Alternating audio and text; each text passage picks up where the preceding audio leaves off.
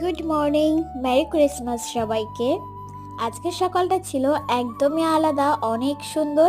কালকে রাতেই বিকালবেলা আমি আর মা বাজার থেকে নিয়ে এসেছিলাম একটা পিৎজা, চিলি স্যান্ডউইচ আর নিয়ে এসেছিলাম কেক। সকালবেলা তো বাবাকে ঘুম থেকে ডেকে তুলেছেই, তারপরে এই তো সব কিছু নিয়ে বসে পড়েছি খাওয়ার জন্য। আর আজকে ছিল মাটন রান্না করার পালা, আর সেটাই নিয়ে বেঁধে গেল আজকে তুমুল যুদ্ধ।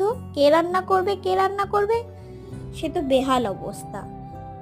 একবার বলে বাবা, একবার বলে মা, একবার বলি আমি। মানে আজকের মাটনটা কে বা রান্না করলো, কিভাবে রান্না করলো সেটাই বোঝা গেল না।